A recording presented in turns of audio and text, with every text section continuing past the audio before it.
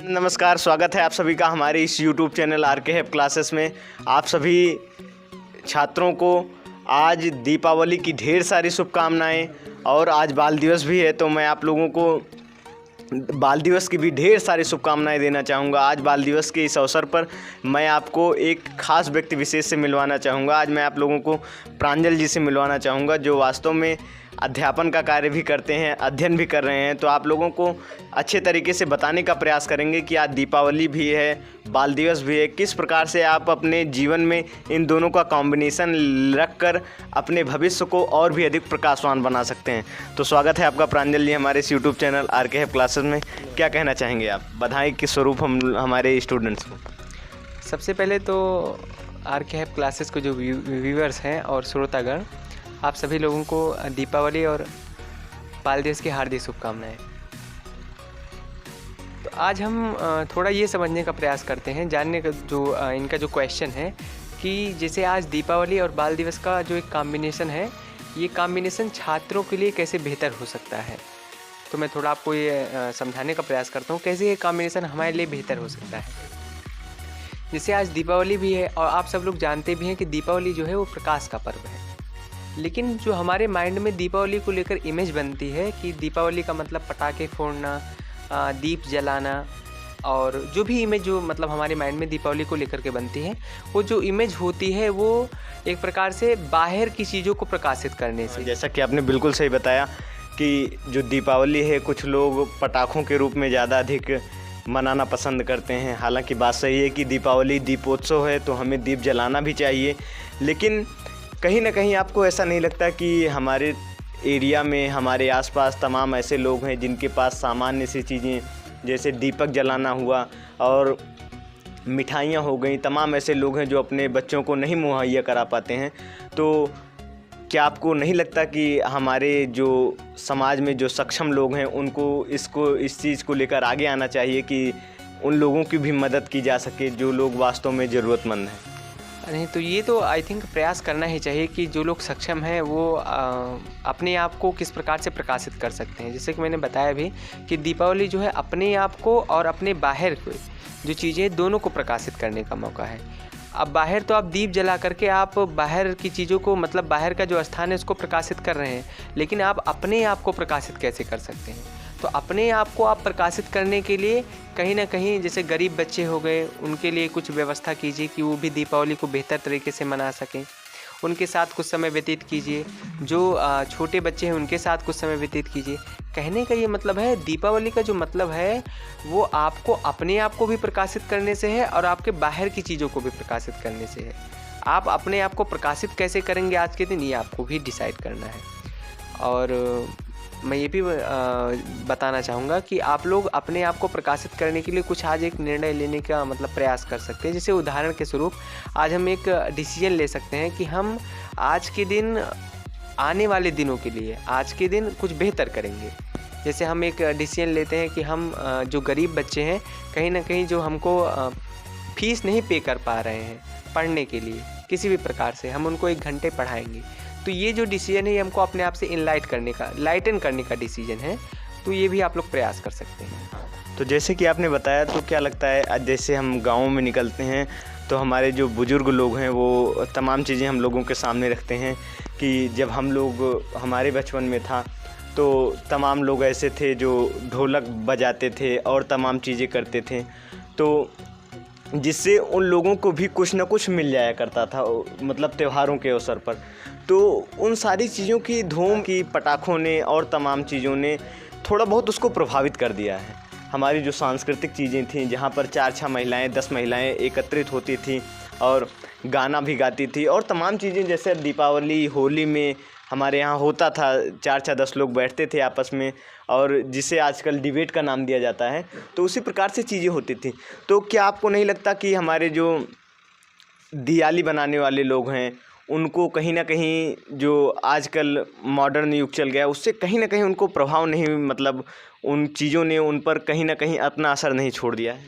हाँ, जिससे कि हमारे प्रधानमंत्री जी कहते भी हैं कि हम लोगों को जो अपनी स्थानीय चीज़ें हैं उनको कहीं ना कहीं अप्रोच करना चाहिए। अब जैसे आप लोग इस प्रकार से समझिए कि हमारे प्रधानमंत्री जी कहते भी हैं कि हमको वोकल बनना चाहिए अपनी लोकल चीज़ों के लिए। वैसे हम लोगों ने जो अपने माइंड में एक इमेज बना ली है कि लोकल का मतलब ख़राब होता है, लेकिन लोकल शब्द का मतलब होता है स्थानीय। अब कहने का ये मतलब है जो हमारे लोकल सामान है, जैसे हम दीपक जलाने के लिए जो दियाली होती है, दियाली में दीप डालते हैं, इसके बाद तेल डालते हैं, तो जो दियाली हम यूज करते हैं वो हमारा लोकल ही तो है। तो हमको यहाँ पे ये समझना है कि जो हमारे लोकल चीज़ें हैं, मतलब जो हमारी स्थानीय चीज़ें हैं, जो हमारे आसपास की बनी चीज़ें हैं, उनको हमें थोड़ा सा अप्रोच करना है। और ये आत्मनिर्भर भारत को बढ़ाने का भी हमारे लिए एक मौका हो सकता है। तो देश का एक अच्छे नागरिक होने के नाते मैं तो ये आप लोग को सलाह दूंगा, आप लोग अपनी लोकल चीज़ों को यूज करने पर ध्यान दीजिए। लोकल शब्द का मतलब स्थानीय होता है, उसको अपने मस्तिष्क में बिठा लीजिए एकदम, कि लोकल शब्द का मतलब स्थानीय होता है, ख़राब नहीं होता है। तो आप लोग वोकल बनिए लोकल के लिए, मेरी तो यही सलाह रहेगी। हाँ, बहुत बढ़िया चीज़ें आपने बताई। तो कहीं न कहीं एक आध क्वेश्चन और हमारे माइंड में उठता है कि जैसे कि आज के दिन हम तमाम जगहों पर देखते हैं, तमाम लोग खुशियाँ विभिन्न प्रकार से मनाना पसंद करते हैं। लोगों का अपना-अपना तरीका है, मनाना भी चाहिए, उस पर कोई रोक-टोक नहीं है। लेकिन फिर भी कहीं न कहीं लोगों को कुछ न कुछ सामाजिक स्तर पर करने का प्रयास करना चाहिए। जैसे कोई भी जैसे त्योहारों के दिन तो लोगों के मन में क्या ये जिज्ञासा नहीं होनी चाहिए कि जैसे हर बार हम लोग दीपावली मनाते हैं, हर बार होली मनाते हैं, तो हर बार कुछ न कुछ ख़ास और कुछ न कुछ अलग किया जाए, तो वो अलग किस प्रकार से किया जा सकता है? जिसे तो अलग कैसे किया जा सकता है, इस बारे में तो मैंने शुरू में ही बताया, लेकिन मैं इसको पुनः थोड़ा सा और आपको बेहतर तरीके से बताता हूँ। जैसे आज तक जो जैसे आप भी और हम भी सब लोग आज तक दिवाली मनाते आए हैं, तो जैसे हम लोगों ने दिवाली को इस रूप में मनाया है कि कहीं न कहीं सिर्फ़ रात को दीपक जला देना और क्या कहते हैं, दिन में पटाखे फोड़ना या रात में भी पटाखे फोड़ना, हमने दीपावली को यहीं तक सीमित रखा है।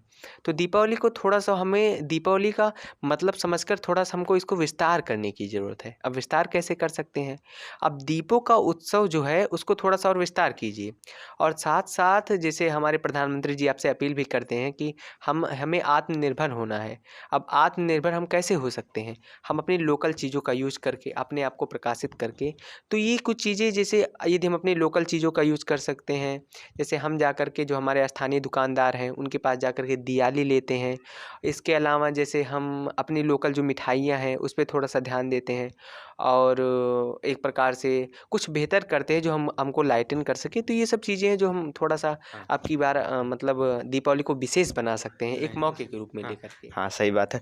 दूसरी चीज़ हम ये जानना चाहते हैं आपसे, जैसे सभी लोग जानते हैं कि दीपावली का जो पर्व है इसलिए मनाया जाता है क्योंकि प्रभु श्री राम 14 वर्षों के वनवास के बाद अयोध्या आए थे। तो हम लोग सभी लोग जानते हैं कि प्रभु राम से, श्री राम से तमाम ऐसी चीज़ें हैं जो सभी छात्र लोग, सभी पेरेंट्स लोग अथवा तमाम स्तर पर उपस्थित सभी व्यक्ति, देखिए आपको ये भी जानना ज़रूरी है, जैसे कहा जाता है कि आजकल लोग सोचते हैं कि प्रभु राम से हमें प्रभु राम से हमें जुड़ाव केवल इसीलिए नहीं रखना चाहिए कि वो एक आस्था का विषय है। प्रभु श्री राम से जुड़ाव आपका इसलिए भी होना चाहिए क्योंकि वो है एक संघर्षवान व्यक्ति हैं और हर स्तर पर कुछ ना कुछ संघर्ष उनसे हमें प्रेरणा के रूप में सीखने का मौका मिलता है। तो आपको क्या लगता है कि कौन सी ऐसी चीज़ें हैं जो भगवान राम से बहुत ज़्यादा अच्छे तरीके से सीखने की ज़रूरत है हम सभी लोगों को? हाँ, जैसे कि अब आपने बता ही दिया है कि दीपावली को मतलब हम क्यों सेलिब्रेट करते हैं, मनाते क्यों हैं।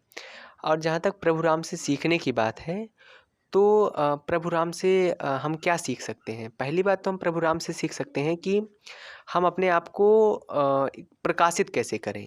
अब प्रकाशित करने का मतलब जैसे प्रभु श्री राम ने यही किया था कि उन्होंने निरंतर अपने आप को बेहतर बनाया था। जैसे पहले वो सिर्फ़ राम कहलाते थे, जब जन्म के समय, या फिर जब वो 14 वर्षों का जब वनवास करने गए उसके पहले वो सिर्फ़ राम कहलाते थे।